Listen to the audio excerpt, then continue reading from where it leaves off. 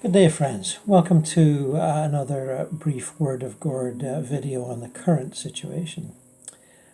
My previous three, I think, covered some fairly useful ground. And today I'd like to cover the challenging notion of, are you afraid to die? And if you find yourself afraid to die, I think the important question is to understand within yourself why you're afraid. Now, for those of you who have been following my video series for years and perhaps reading my books and blogs, will know this is a subject we've discussed many, many times. Or, related to that topic, the afterlife being, an inevitable passage for everyone. What is it I say? The afterlife is for everyone, and all you have to do to get there is die. True. Always been true. Just as true now as it ever was, except we don't have religions bullying us into their notion of the afterlife.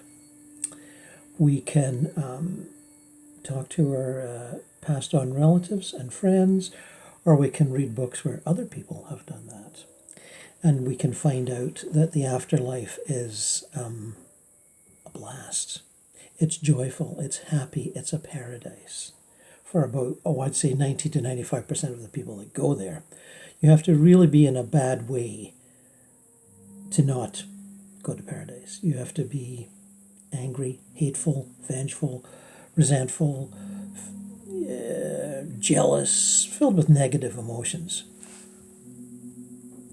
And people in Civil War areas are often like that. But not to get too heavy on that, I'd say 95% of the people wind up in a lovely place with their loved ones and friends. But if you're new to these videos, you might be, a little surprised at my confidence. But understand I've been doing this work for many, many years, 30 at least, and have many experiences to draw upon.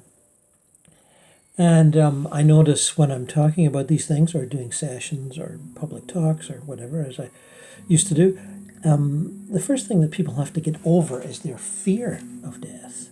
They think even by talking about it, they're going to draw it to them. That's not the case. But in the current situation, where people are dying, but let's keep in mind that many thousands of people die of flu and pneumonia every year too. The media is a little careless and complicit in shining the spotlight. And there's a number of other complaints which you can track through various websites. I don't have to go into them. Is the testing appropriate? Are the ventilators useful? Really? There's all sorts of things. How the darn thing got started in the first place. Was it leaked? Did it fall out a window? Who knows? Anyway, the thing is, why are you afraid of dying? Is it because you will miss your family? You will miss your loved ones? Is it because your career will be cut short? Is it because you just don't know what's going to happen on the other side? Is it because you feel like you've been gypped? You've put a lot of effort into this life, and to have it taken away is a serious betrayal of faith, amongst other things.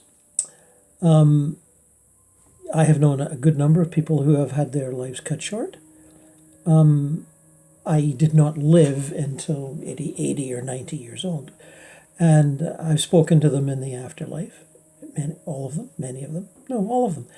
And they're not resentful anymore. They're quite happy there. A bit of a shock. The transition's a bit of a shock. The suffering from cancer, emphysema, various things is a shock. Obviously, aneurysms and sudden heart attacks are a shock, but not painful.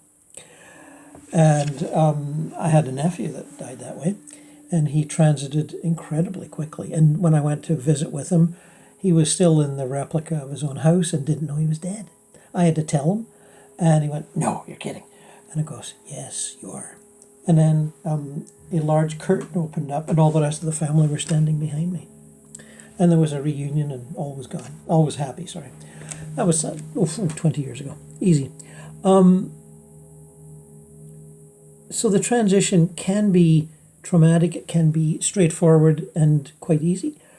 But you really need to think about what is it that you're afraid of. And I think if you think it through carefully, and you'll all have different answers. And I'm not saying you should have one answer or the other. You might have two or three. And it may all be very altruistic. What are my wife and children going to do? What is my husband and mother going to do? Will they manage without me? Will they manage without my income? You know, all that sort of thing. And I understand why that is the case. I'm not trying to belittle this. But in order to overcome this and not draw illness to yourself through fear and anxiety, you need to pinpoint what it is you're afraid of. And then once you've pinpointed at it, direct your energy towards it. As I've explained before, use the white light meditation in through the crown chakra, out through the heart chakra. And that energy, the love and understanding energy of the universe, you can use that to melt the image of whatever it is you're afraid of. Because they all come in images. And or maybe a feeling images. Direct it. Focus on it for a few minutes and watch it melt. And I hope this fits nicely with the other meditations I've suggested to you. The response has been good so far, and people are pleased that I'm contributing in this way, and I am too. As for myself, life goes on well here in Canada. I'm at home gardening and bicycling and reading and walking once in a while. Me walk? Yes. Shopping, cooking, you know, and waiting it out. And observing myself, observing life. The observer consciousness is wonderful. Just watch yourself go through it. And as you do that, I give you all my love. And talk to you soon.